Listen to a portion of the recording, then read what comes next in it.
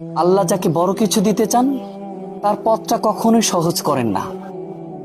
তার সবচেয়ে প্রিয় জিনিসটা কেড়ে নেন, প্রিয় মানুষটাকে কেড়ে নেন,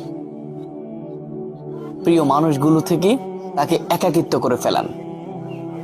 একের পর এক কষ্ট দিয়েই থাকেন, একের পর এক পরীক্ষা নিয়ে থাকেন। একটা বিপদ গিয়েছে, একটা কষ্ট গিয়েছে, আরেকটি কষ্ট এসে হাজির হয়েছে। তখন আপনি মনে করবেন যে আল্লাহ আমাকে এমন কিছু দিবেন, সেটা আল্লাহ নিজেই বলেছেন, ওয়ালা সাউফা ইউতিকা রাব্বুকা ফাতারদা। আমি আল্লাহ কিছুক্ষণ পর, কিছুদিন পর এমন কিছু দিব যে আমার বান্দা খুশিতে আত্মহারা হয়ে যাবে। যখন আল্লাহ আপনাকে বড় কিছু দিতে চাচ্ছেন, তখন আপনাকে জ্বালিয়ে নিচ্ছেন, আপনাকে পুড়িয়ে নিচ্ছেন। এরপরেই আল্লাহ তাআলা আপনাকে স্বস্তি দিবেন। ফাইন্না মাআল উসরি ইউসরা, নিশ্চয় কষ্টের পরে আসে স্বস্তি। অতএব কখনোই হাজার দুঃখ কষ্ট আসলে ধৈর্য হারা হবেন না।